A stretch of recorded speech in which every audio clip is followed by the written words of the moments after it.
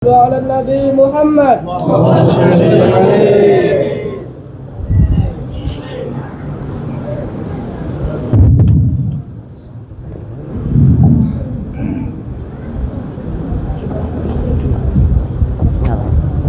Langsung langsung apa?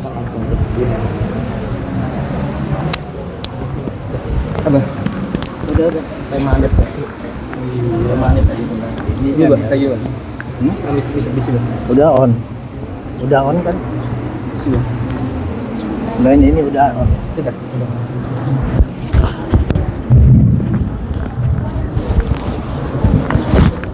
aduh Bismillahirrahmanirrahim.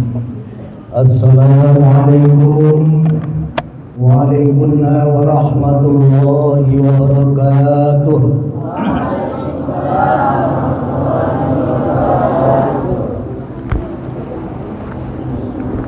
Alhamdulillahilladzi al-qail fi kitabihil karim Subhanalladzi asra bi'abdihi lailan minal masjidil harami ilal masjidil aqsa. Wassalatu wassalamu ala sayyidina Muhammadin alladzi sabbahat bi kaffihil hasr wa ala alihi wa sahbihi Zamil ulumi wal fadailil lati la tusa amma ba'd. Qala Allah ta'ala fi kitabihil karim wa huwa asdaqul qailin. A'udzu billahi minasy syaithanir rajim. Bismillahirrahmanirrahim. وَمَا جَعَلْنَا الرُّؤْيَا الَّتِي أَرَيْنَاكَ إِلَّا فِتْنَةً لِلنَّاسِ وَقَالَ رسول الله صلى الله عليه وسلم الخير عادة والشر لجاجة فمن يرد الله به خيرا يفقهه في الدين. Allahumma ij'alna minal ladzina yastami'una al-qawla fayattabi'una ahsana. Amin amin ya rabbal alamin. Al-mukarramun, para alim ulama, para asatidz wal asatidzah yang ulun muliakan semuanya dan ulun hormati. Wabil khusus dan Lukman Wal Hakim sebagai ketua program Ponpes Nurul Hijrah, juga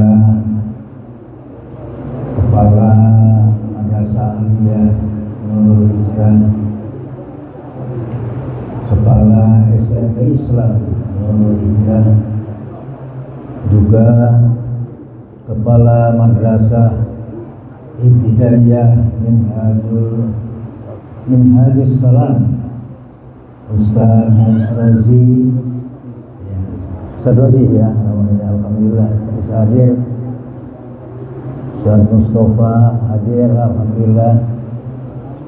Juga Al-Mukarram Ustaz, para asatidz, para talamid wa talamidah dari Miftahul Ulum Alur Jorong. Siapa lagi? Oh, khususon yang mewakili kepala desa Alur. Alhamdulillah salah satu alumni dari madrasah ataupun pondok pesantren Nurul Hijrah, jadi aparat desa ya, mudah-mudahan dari kepala desa, amin. Anak-anakku, santriawan santriawati yang selalu ulun sayangi dan hormati, hadirin wal hadirat tidak ketinggalan mobil khusus para dewan guru pondok pesantren dan sekaligus dewan guru Madrasah Aliyah Nurul Hijrah dan SMP Islam Nurul Hijrah, juga yang tercinta bekas pacarku yang duduk di sebelah kanan. Mudah-mudahan Sidin sehat walafiat, selalu disayangi oleh Allah dan oleh suaminya. Amin. Sebab Sidin ini mesinnya Nurul Hijrah. Kalau tanpa Sidin mungkin tidak terwujud apa yang kita cita-citakan. Ini motivasinya, ini lokomotifnya lah. Kalau tidak ada mesinnya ya tidak jalan. Jadi bagaimanapun juga, karena sebuah pepatah agama itu, bahkan sabda Rasul SAW, an-nisa imadul bilad, idza soluhat soluhatil bilad, wa idza fasadat fasadatil bilad. Ujar Rasulullah SAW bahwa ibu-ibu itu, istri-istri itu, kaum wanita itu adalah tiangnya agama. Kalau tiangnya baik, maka akan baiklah agamanya. Solahatil balad, tiangnya negara, tiangnya negara. Jika tiangnya kokoh, kuat, maka akan kuatlah negaranya. Bila mana amburadul, ya, lemah, rusak mentalitasnya, maka rusaklah negara. Pertama-tama marilah kita memanjatkan syukur serta puji kehadirat Rabbil Alamin, bahwasanya alhamdulillah tidak terasa kita berada di penghujung bulan Rajab. Dari Rajab ke Rajab alhamdulillah kita mengadakan peringatan.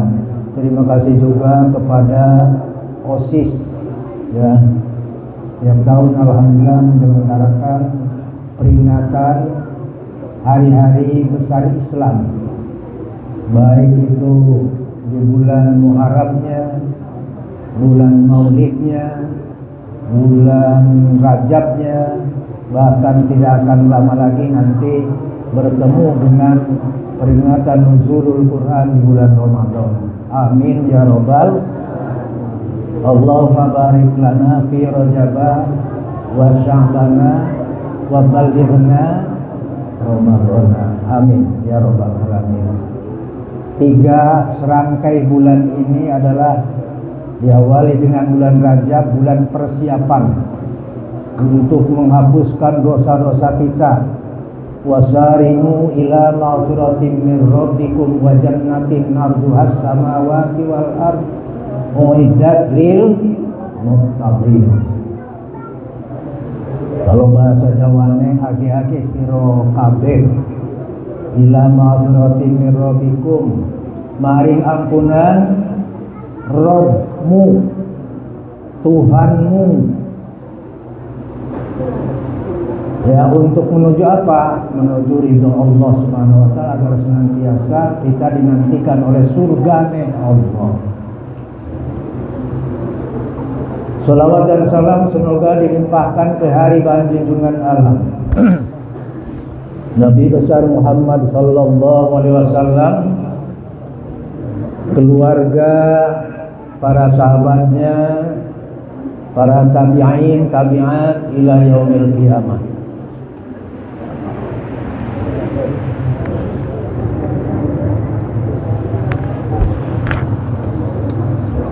Anak-anakku, santriawan santriawati rahimakumullah, dan para hadirin yang dimuliakan oleh Allah Subhanahu wa taala.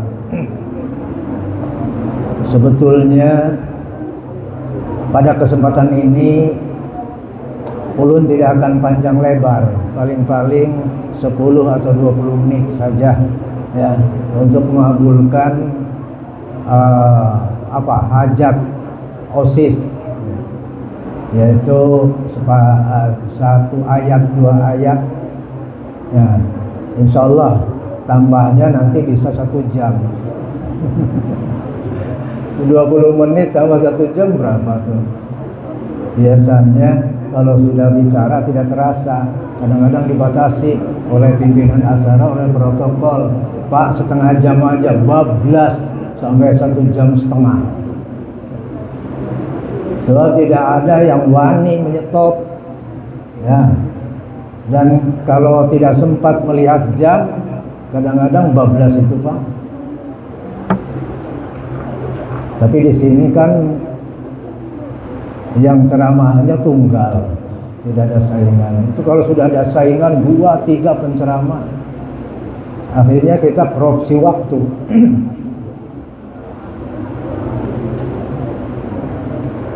Isra dan Mi'raj baginda Rasulullah sallallahu alaihi wasallam ini adalah suatu peristiwa yang tidak pernah diberikan kepada nabi, rasul sebelumnya, dan bahkan tidak diberikan sesudahnya.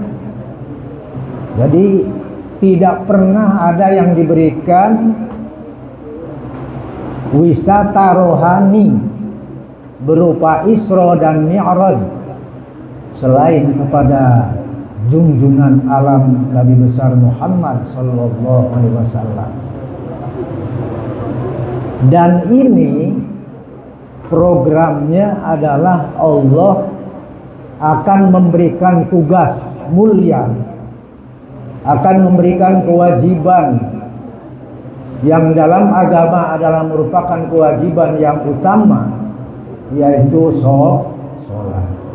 Kita tahu bahwa perintah-perintah yang lain seperti perintah puasa, perintah zakat, perintah haji ya, semuanya itu diperintah langsung di bumi tanpa dipanggil ke langit, tanpa dipanggil yang tempatnya memberikan tugas itu adalah di atas langit, bukan di langit lagi.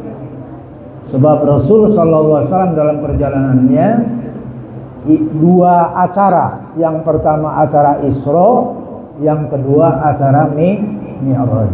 Jadi digabung Isra dan Mi'raj secara simultan, tidak ada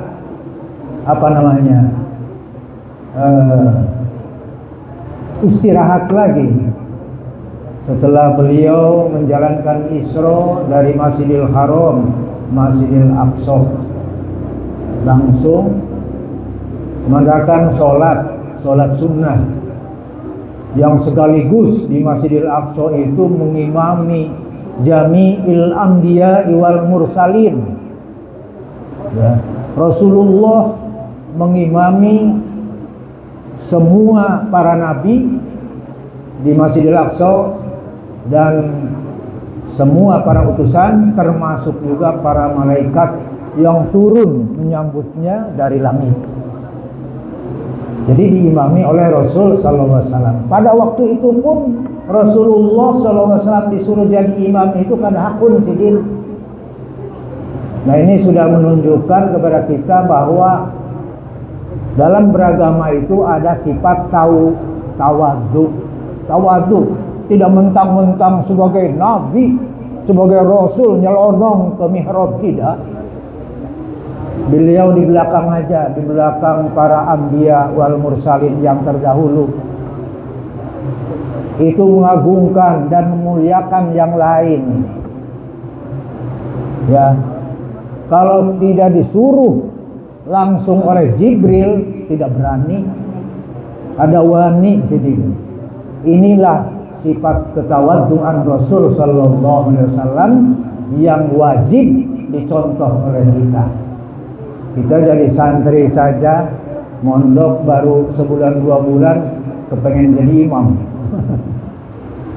Awas ya, jangan. Ini nanti bulan Ramadan ini kan libur, pulang ke rumah masing-masing. Jangan suka nyelonong. Oh, saya santri Nurul Hijrah, mentang-mentang jadi santri Nurul Hijrah tanpa disuruh, tanpa apa, nyelonong jadi imam. Naudzubillah min. Jangan. Sebab etika itu perlu. Sebelum ilmu yang itu yang diutamakan adalah akhlaknya. Kalau akhlaknya baik, ilmunya akan bermanfaat. Tapi kalau akhlaknya mazmumah, tercela, bagaimanapun juga ilmunya banyak tidak akan bermanfaat. Nauzubillahi min dzalik. Ini menunjukkan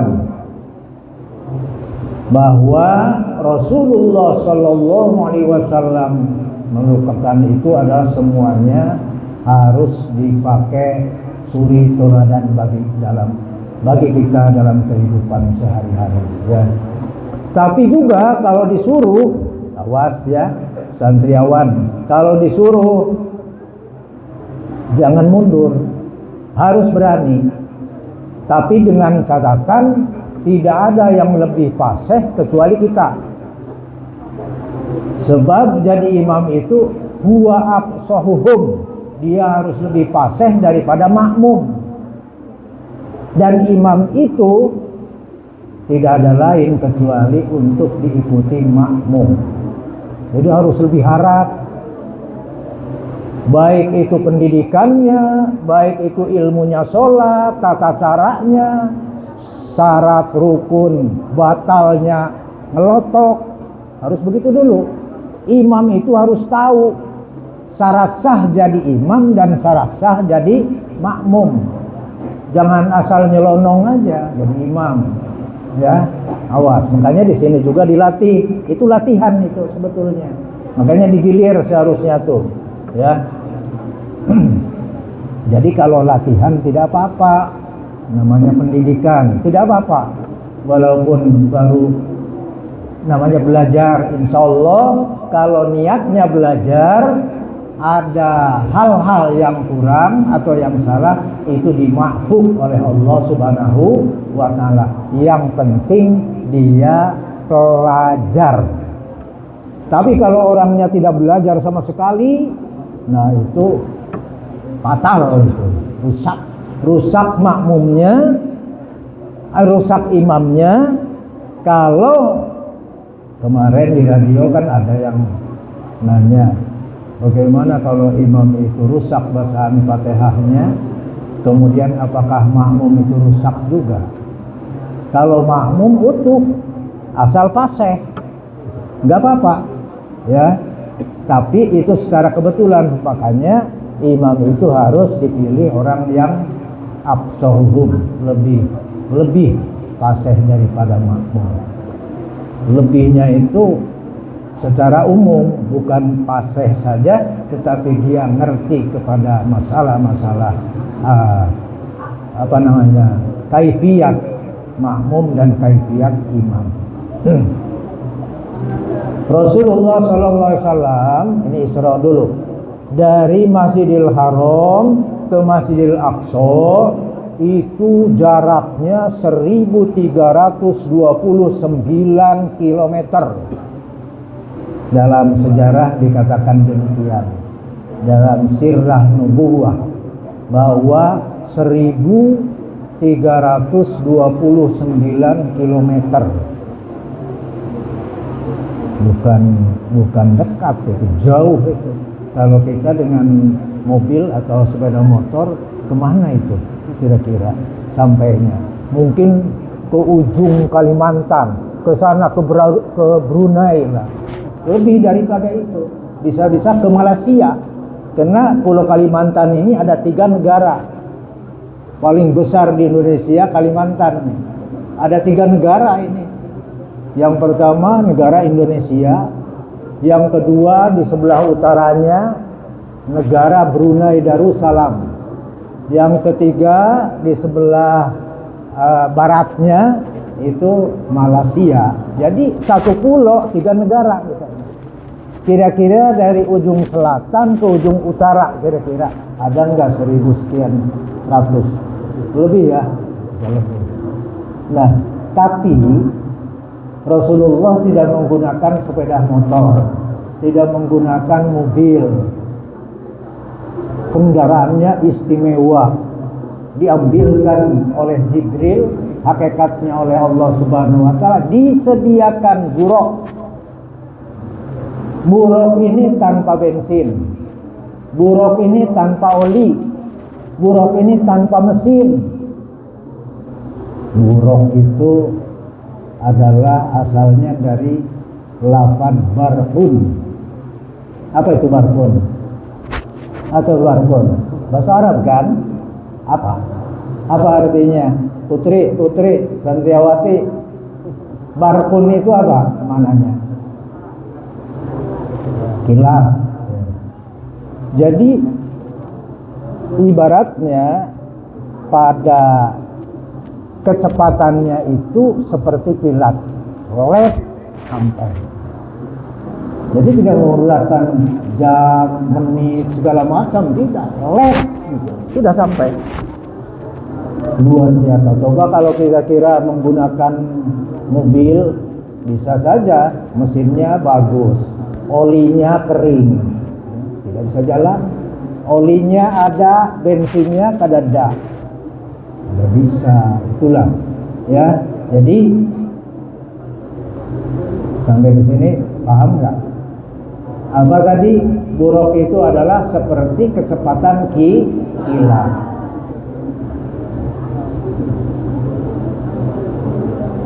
Kemudian Rasulullah Shallallahu Alaihi Wasallam ini didampingi oleh atau dikawal oleh Jibril dan Mikail. Ini menunjukkan juga kepada kita kalau bepergian jauh, awas, jangan sampai tidak bawa kawan, harus ada pendamping. Ya. Kalau jauh, ini kan jauh Rasulullah perginya dari masjid di Mekah ke masjid yang ada di Palestina, Masjidil Haram ke Masjidil Aqsa. Dari situ naik ke langit pertama, kedua, ketiga sampai ketujuh, dan lebih jauh lagi ke atas ke Sidratul Muntaha dan Mustawan untuk menyambut perintah Allah berupa sholat. Jadi diterima perintah sholat ini di atas langit, di atasnya lagi. Ini menunjukkan bahwa yang paling tinggi dalam syariat Islam adalah amalan sholat. Ini harus kita yakini. Mengapa diberikannya di atas, bukan di bawah, bukan di bumi? Kalau perintah-perintah lainnya cukup pakai pelantara malaikat Jibril. Kalau ini tanpa pelantara, langsung Allah yang memerintahkan, dan diperintahkannya tempatnya di atas. Ya. Bahkan tempatnya juga jangan pun manusia, Jibril saja kada wani ikut langsung menghadap Allah. Karena kata Jibril, kan Rasulullah itu orangnya ramah, tawadu. Ayo sampean dulu ya Jibril, sampean dulu, kan sampean pengawalnya. Saya tidak sanggup kalau masuk langsung menghadap kepada Allah. Seandainya saya masuk, badan saya pasti terbakar. Coba, alasannya akan terbakar kalau Jibril itu masuk.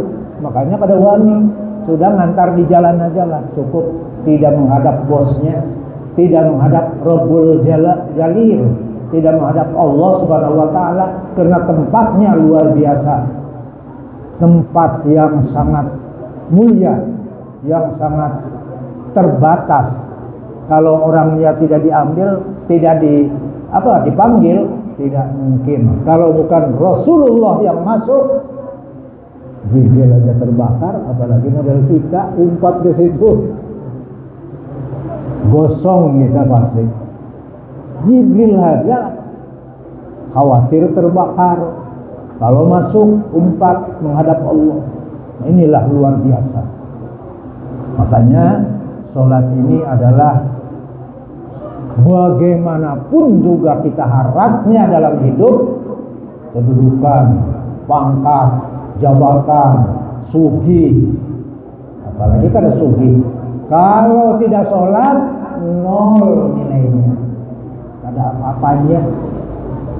Oh, kalau santri hebat, pintar, cerdas, luar biasa, juara satu terus, ya. Tapi kalau tidak sholat, nol, tidak ada apa-apa, tidak ada nilai.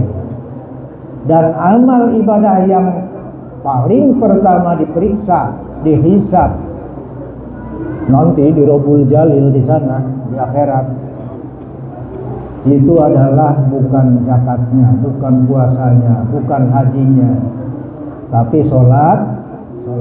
Apabila sholatnya baik, maka akan baik. Sabda Rasul sallallahu alaihi wasallam, awwalu ma yuhasabul 'abdu yaumal qiyamati as-shalah idza saluhat saluhat jami' amali wa idza fasadat jami' amali. Yang pertama dihisab di hari kiamat adalah sholatnya. Seorang hamba akan diperiksa. Makanya ada istilah kata Sayyidina Umar radhiyallahu anhu, hasibu qabla an tuhasabu. Periksalah dirimu di dunia ini, ya, koreksi diri, mawas diri, hisab, muhasabah. Apakah saya ini diberi umur, sudahkah melakukan secara maksimal, melaksanakan perintah Allah Subhanahu wa taala dan menjauhi segala larangannya? Berapa sih dosa yang kita lakukan? Berapa banyak taat ibadah kepada Allah yang kita lakukan? Nah ini, jadi perintah dari Sayyidina Umar, kita itu harus banyak introspeksi diri sebelum kita melihat kekurangan-kekurangan orang lain. Jangan ada istilah begini, kesalahan orang lain ada di pelupuk mata kita, kesalahan diri sendiri ada di punggung kita. Sama sekali kita melihatnya kebaikan diri saja, tetapi tidak pernah kita melihat kekurangan kita. Orang yang sudah merasa hebat, merasa pintar, ya, merasa cantik, merasa tampan, itu biasanya kalau punya rasa atau merasa, itu dia tidak pernah melihat kekurangan-kekurangannya. Padahal manusia sehebat apapun pasti ada kekurangan dan kesalahannya. Ada, pasti. Tidak ada yang sempurna manusia, tidak ada. Pasti ada kelebihan dan kekurangannya. Al-insan mahallul khata wal nisyan. Jadi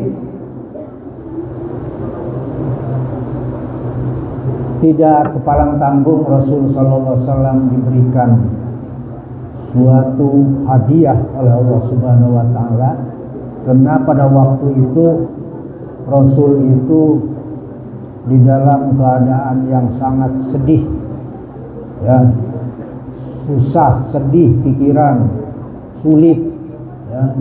Jadi kenapa? Karena istilahnya sepeninggalnya Siti Khadijah, istri tercintanya, kemudian tidak lama ditimpa Abi Thalib, paman yang paling sayang kepada beliau, tempat mengadu, bahkan pelindung lah dalam kehidupannya, yaitu Abi Thalib. itu dalam keadaan duka cita, kehilangan, sama dengan kehilangan orang tua sendiri. Karena Rasulullah ditopang oleh seorang istri yang namanya Sayyidatina Khadijatul Kubra. Itu luar biasa. Sayyidatina Khadijatul Kubra itu orang yang dinikah umur 40 tahun, sedangkan Rasulullah 25 tahun. Jadi janda kaya, konglomerat, satu-satunya perempuan yang ada di kota Mekah yang luar biasa bisnisnya, hingga menjadi yaitu istri Rasulullah yang selalu menopang. Tapi ingat bahwa Rasul Sallallahu Alaihi Wasallam tidak pernah minta dibantu oleh Siti Khadijah. Walaupun Siti Khadijah itu ya mentang-mentang misalnya istriku ini sugih, dia mengandalkan dan menyadarkan hidupnya dari Siti Khadijah. Tidak. Rasulullah itu sebetulnya sudah jadi pengusaha juga, sudah mandiri, sudah punya modal. Bayangkan nikah dengan Siti Khadijah saja, ini kalau dibelikan onta itu dapat 100 onta. Berapa harga onta sekarang? Siapa yang tahu? Itu lebih mahal daripada hadangan, daripada kerbau, daripada apalagi sapi. Lebih tinggi onta itu. Ya. Coba mas kawinnya, bayangkan kalau diberikan onta 100, kalau diberikan kerbau 200 kerbau, berapa duitnya? Kalau orang sugih sekarang ada yang kira-kira mas kawinnya, satu kerbau aja kadada, satu sapi aja kadada, sesugih apapun, ya paling mas kawin 100.000, 500.000, sejuta. Cuman biasa kalau daerah Kalimantan Selatan ini ada jujurannya lebih ganas, ya. Ada namanya ditawar, ya, tawar ya. Kalau ditentukan misalnya 100 juta jujurannya, ditawar lah. Nego, ada nego-negoan seperti dagang, seperti jual beli. 50 kada bisa, naik 75, baru ya yang calon perempuannya, keluarga perempuannya mau turun, yang calon suaminya, keluarga suaminya atau calon suaminya mau naik, di situ ketemu biasanya 75 jadinya. Nah itu juga bukan untuk apa-apa sebetulnya, kalau itu untuk biaya beli pelaminan, beli ranjang, beli macam-macam lah, sampai ke tilam-tilam, bantal, macam-macam lah keperluan. Itu sudah lazim, ya. Bukan dari agama sebetulnya kalau jujuran. Tapi kalau mas kawin itu jelas, kalau tidak pakai mas kawin tidak sah, sebab itu syarat mutlak, ya, syarat, bukan rukun, syarat. Kalau rukunnya kan nikah cuma 5, ya, calon pengantin laki-laki, calon pengantin perempuan, kemudian siapa lagi? Syahidaini adlaini. Jadi saksi yang adil 2. Calon laki dan bini, kemudian saksi 2, satunya apa? Wali. Perlu wali. Kalau 5 perkara ini salah satunya tidak ada, kadada, tidak sah. Harus lengkap, ada wali.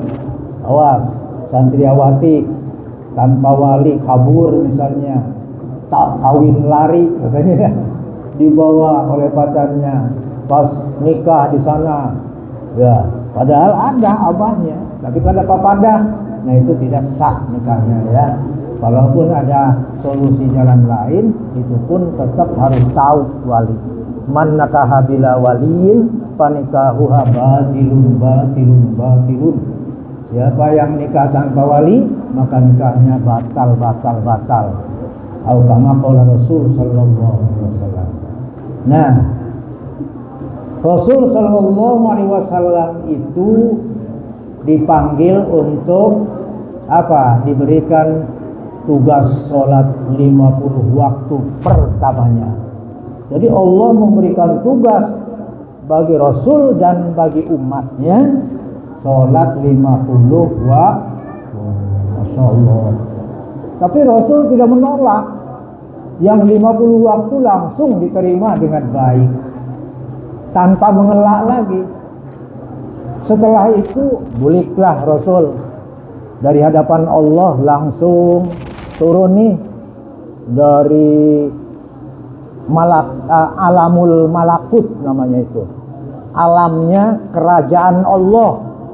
Dari alamul malakut itu ke mustawan. Dari mustawan turun lagi ke Sidratul Muntaha. Turun lagi ke langit ke-7. Langsung ke langit ke-6. Ke langit ke-5. Ke langit ke-4. Datang ke langit ke-4, ketemu Nabi Musa alaihissalam. Ditanya, ya Rasul, setelah salam biasa, salam hormat, ahlan wa sallam bil akhi soleh. Nah terus ditanya, tidak ada bedanya, karena tadi waktu berangkat ke sana juga sebelum menghadap Allah itu sudah dipertemukan oleh Allah dengan para nabi yang terdahulu. Nabi Adam, semua nabi ketemu. Dan di sana bukan menghadap Allah saja, bukan ketemu nabi-nabi terdahulu saja, tetapi juga dibawa diperlihatkan ke surga, ke neraka. Coba kalau kira-kira masa atau waktu yang digunakan seperti di dunia, berapa bulan beliau itu perjalanannya? Sebab mampir dulu ke surga, mampir dulu ke neraka, kan? Bahkan begitu ke neraka, ya, diperlihatkan oleh Allah. Saya pernah ceritakan, Rasul itu cerita ke Sayyidina Ali sebelum ngomong ke Fatimah, gitu, ke Fatimah. Sebelum ngomong itu Rasul nangis dulu melihat anak kandungnya Sayyidatuna Fatimah Zahra. Begitu mau ngomong, Rasul nangis terlebih dahulu. Sehingga Sayyidina Ali karramallahu wajhah, menantunya itu ngomong, ya Rasul, kenapa sampai nangis? Aku ingat pas melihat istrimu Fatimah ini perempuan, itu di neraka kebanyakan perempuan penghuninya. Ya laki-laki juga tidak kurang banyaknya, tapi tidak sebanyak perempuan di Binian. Awas ini Santriawati, ya, beda banyaknya ketimbang laki-laki yang masuk. Kenapa? Cerita kebanyakan luar biasa. Kalau diterangkan, dijabarkan, wah, tidak cukup satu hari itu menerangkan tentang perempuan yang ahli neraka. Kelakuannya di dunia itu sepele, kebanyakannya tidak mensyukuri kepada suami, tidak menghargai kepada suami. Itu kebanyakannya. Di hadis itu ada, ya, ada perempuan yang ahli neraka, ada perempuan yang ahli surga. Laki-lakinya juga begitu. Ada yang ahli surga, ada yang neraka. Jadi arba'atun minan nisa'i fil jannah wa arba'atun minan nisa'i fin nar. 4 golongan perempuan di surga, 4 golongan perempuan di neraka. Dijabarkan oleh Rasul di hadapan Siti Fatimah dan Sayyidina Ali karramallahu wajhah. Apa saja? Banyak. Yang ahli surga, imra'atun afifatun, perempuan yang menjauhkan diri dari yang haram, taat kepada Allah, wali zaujiha, dan berbakti kepada suami. Itu perempuan ahli surga. Dan waludan, perempuan yang banyak anaknya, sobiron, tetapi dengan banyak anak sabar. Coba kalau banyak anaknya tidak sabar, itu ahli neraka. Apalagi anaknya tidak banyak tapi tidak sabar, Masya Allah. Sudah banyak tapi sabar, itu namanya ahli surga. Kemudian apa lagi? Qanaah. Qanaah, menerima apa adanya, tidak neko-neko, tidak nuntut kepada suami. Bahkan bil yasiri mau jauh dia, sering membantu suaminya, sering meringankan beban suami. Itu yang ahli surga, ya, yang meringankan bukan membebani. Bahkan ada tambahan ulama yang suka menghibur, menenangkan hati suami. Itu ahli surga. Kemudian mempunyai apa lagi? Wataknya itu adalah data hayain, mempunyai malu. Banyak sekarang zaman akhir zaman ini banyak perempuan yang tidak malu, ya, banyak berani, dan juga bisa menjaga dirinya, wa malahu, dan harta suami dijaga, harta suaminya dijaga, ya. Jadi wa in hadara zawjuha amsakat lisanaha anhu, bila mana hadir suaminya di rumah maka dia suka menjaga lisannya, ya, menjaga lisannya dari hal-hal yang bisa menyakiti suami, ya. Kemudian itu bisa karakternya, ya, karakter ahli surga. Sekarang karakter ahli neraka kayak apa? Wa amal arba'atu finnari imra'atun badiyatul lisan ala jawdiha. Karakter ahli neraka ini khusus nisaun di sini, imra'atun, perempuan atau istri, sama badiyatul lisan, yang keras lisannya berbisa, kalau ngomong tidak ada yang nyaman kata-katanya, ada menyakiti hati terus kepada ala zaujiha, kepada suaminya, nyindir misalnya, ya, kepada hal-hal yang tidak baik. Itu alamat ahli. In ghaba anha zawjuha, artinya bila mana tidak ada suaminya di rumah, dia tidak bisa menjaga dirinya. Tapi wa in hadara adathu bilisaniha, kalau hadir di rumah suaminya tidak bisa menjaga lisannya. Ayyuma imra'atin rafa'at sautaha ala zawjiha illa la'anahu kullu syai'in tala'at alaihi syamsu. Kata Rasul sallallahu alaihi wasallam, ini sabda beliau, di mana-mana ada perempuan yang lebih tinggi suaranya ketimbang suaminya, lebih harap, lebih keras, lebih nyaring, kecuali Allah akan melaknat kepadanya semua yang ada, yaitu semua makhluk Allah akan melaknat. Matahari akan melaknat, bulan akan melaknat, dan sebagainya. Nah itu beda, ya. Kalau ahli surga afifatul lisan, kalau ahli neraka badiyatul lisan. Ini semua bisa diciptakan karakter itu dengan mendirikan sholat.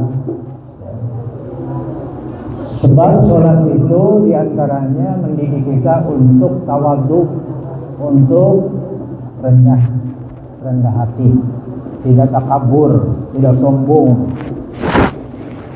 Apa sebabnya? Di dalam sholat kita ada sujud. Sujud itu kepala yang kita hormati dalam kehidupan kita. Ya, contoh, kalau kita dipukul punggung, ditepuk punggung, paling senyum. Atau tangan kita dikeplak gitu, paling senyum. Tapi kalau sudah kepala dipukul, coba kira-kira marah enggak? Pasti marah, naik darah tuh, melotot, pasti ingin meninju juga dia, ya kan? Kalau sudah kepala dikeplak, nggak ada harga diri lagi jadi manusia, udah dihina, merasa hina kita. Kalau cuman punggung kan dilus-elus paling nggak apa-apa, walaupun keras sedikit, dikeplok gitu, dikeplak, nggak masalah, paling keluarnya senyum. Tidak halnya dengan kepala. Kalau kepala, wah udah. Kalau dia ngeplak kepala, kita ninju pasti balasannya. Karena kita pasti marah. Nah itu kenapa? Karena kepala ini posisinya di atas, paling atas di dalam anggota badan, berarti paling terhormat, paling dihormati oleh kita. Ya, kalau itu barang dihormati, kalau diinjak-injak, wah kita merasa luar biasa hinanya. Nah, pada waktu sujud, ya, barang terhormat ini sama kedudukannya dengan telapak kaki kita di bawah. Itu pendidikan supaya kita dari ajaran sholat itu bisa tawadhu, rendah hati. Tidak boleh sombong. Itu satu. Jadi kita harus tawadhu. Man tawaddu'a rafa'ahu Allahu ta'ala. Barang siapa yang tawadhu, rendah hati, maka Allah akan mengangkatnya derajatnya ke atas. Tapi wa man takabbara wa du'ahu Allahu ta'ala. Barang siapa yang takabur, som-som, merasa besar, merasa hebat, ya, merasa segalanya tinggi, merasa rajin ibadahnya misalnya, itu sudah. Kalau nggak ada takabur, ada ria, itu sejoli, sepasang. Kalau sudah takabur pasti ria, ingin dipuji, ingin dilihat, kan gitu. Bahaya itu, dibakar oleh ria ibadahnya kalau kita ingin dipuji. Nah, jadi di dalam ajaran sholat itu ada yang dinamakan tawadhu, ada yang kedua, hikmah sholat itu mendidik kita supaya kita itu apa? Dalam sholat, ajaran sholat nih tenang, ya. Jadi dengan ajaran sholat tenang. Tapi nomor 2-nya ikhlas, itu utama. Sebab apapun saja, ibadah apapun yang kita lakukan tanpa ikhlas tidak akan jadi. Bisa sah sholatnya, tapi bisa tidak diterima amalnya atau ibadahnya. Naudzubillah min dzalik. Ikhlas ini adalah ruhnya ibadah. Sama aja. Kalau ibadahnya tidak ikhlas, berarti ibadahnya kada hidup, karena ruhnya kada ada. Ya kan? Ngerti sampai di sini?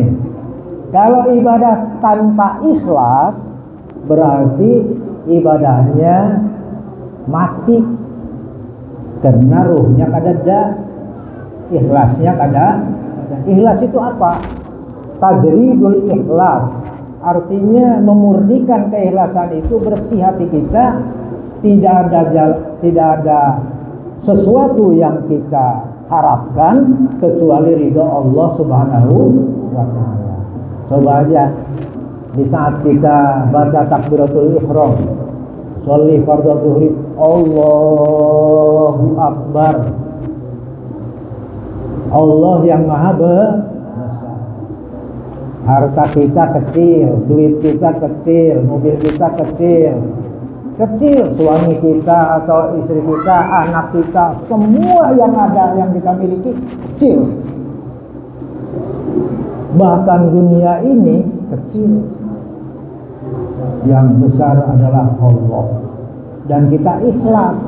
Pada waktu Allahu Akbar, tidak pernah kita mengharapkan dilihat orang, dipuji orang. Oh, kita tukang rajin sholat. Kalau sudah menyebut Allah, Allah saja yang penting. Itu namanya ikhlas. Itulah pendidikan daripada sholat. Jadi bagaimanapun juga disitulah ketentuan-ketentuan ibadah kita, apakah berkualitas atau kada di Allahu Akbar itu. Makanya di situ dibarengkan dengan niat. Kalau niatnya di situ baik karena Allah, maka ibadahnya akan baik. Dari mulai baik, dari niatnya baik, maka amal itu akan bernilai baik. Tapi kalau Allahu Akbar, di situ ingatnya kemana-mana, ya, ingat ke pasar, ingat ke mall, ya, ingat ke duit yang disimpan di lemari, di laci, di kantong, ingat ke pahumaan misalnya, ingat ke kebun karet, ke kebun sawit. Allahu Akbar yang diucapkan itu kesananya amburadul, rukuknya, sujudnya, tasyahudnya, tahiyatnya, sampai salam amburadul, nggak ada nilainya. Sebab yang ditentukan di Allahu Akbar itu, ya, innamal a'malu binniyat wa innamal likulli imri'in ma nawa. Faman kanat hijratuhu ilallahi wa rasuli fa hijratuhu ilallahi wa rasuli. Faman kanat hijratuhu lidunya aw imra'atin yunkihuha fa hijratuhu ila ma hajara ilai rawahul Bukhari wa Muslim. Hadis sahih. Jadi ketentuannya kita belajar sholat adalah belajar ikhlas karena Allah. Apapun pekerjaan kita karena yang penting Allah. Dipuji orang, tidak dipuji orang, diejek orang, tidak diejek orang, ya, yang penting Allah. Makanya tidak boleh kita walaupun dihina orang, digibah orang, kita membalasnya tidak boleh. Tidak boleh.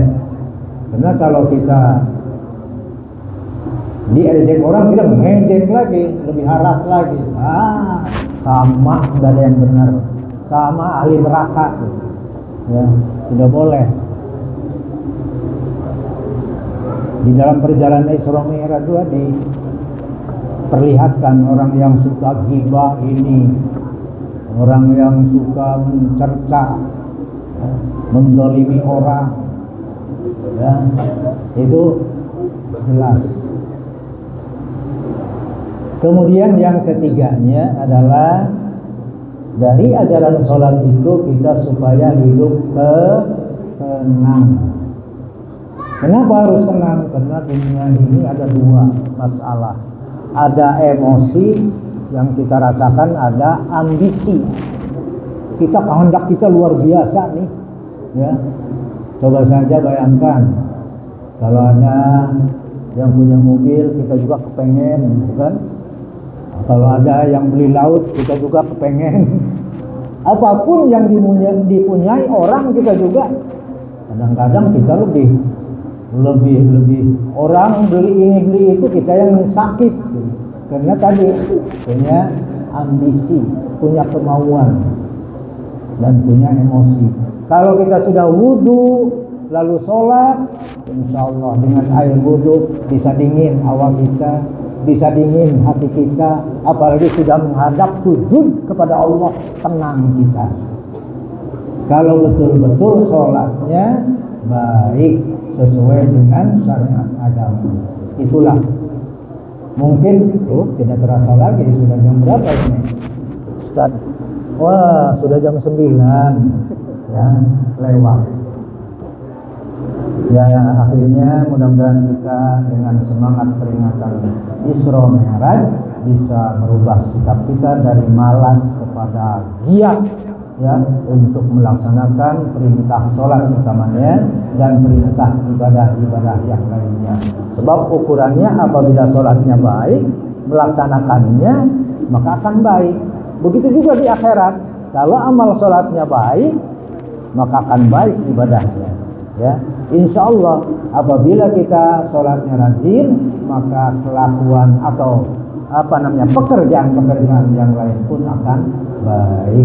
Sebab nanti kalau sholatnya baik, baiklah seluruh ibadahnya. Itulah kurang lebihnya, mohon maaf ya, karena ini siang sampai sore ada acara lagi di luar daerah, dan insya Allah besok ulun diminta oleh Kapolda, Inspektur Jenderal Polisi Rusyanto Yuga untuk ceramah di auditorium ya, di gedungnya itu di Mapolda Kalimantan Selatan.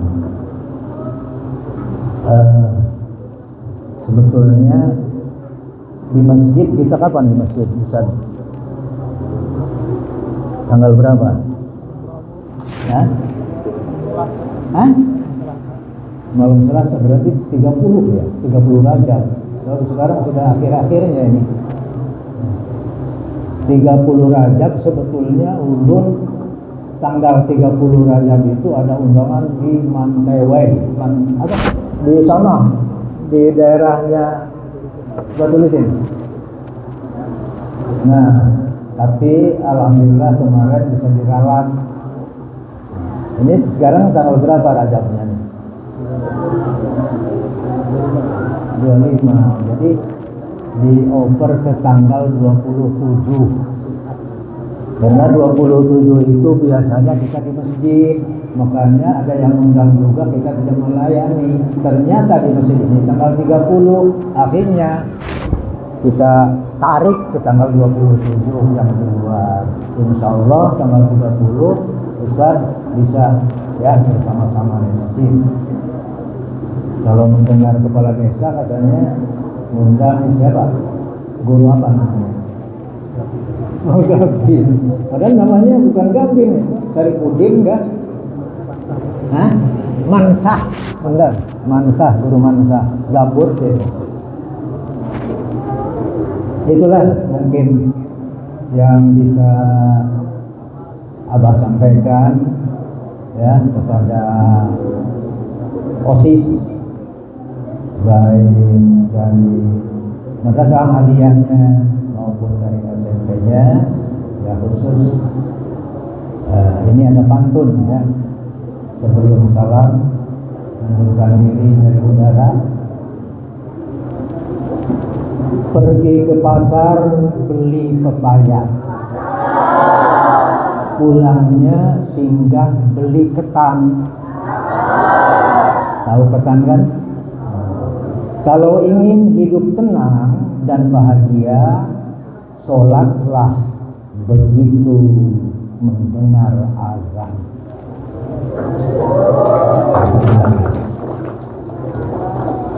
Makan siang dengan soto. Oh, enak nih. Enak nih kalau ada sotonya nih, enak. Sebelum berangkat membuka toko. Yang punya toko tadi buka dulu tokonya. Izinkan saya menutup pidato singkat, enggak nego-nego. Wallahul muwaffiq ila aqwamit thoriq. Wassalamualaikum warahmatullahi wabarakatuh.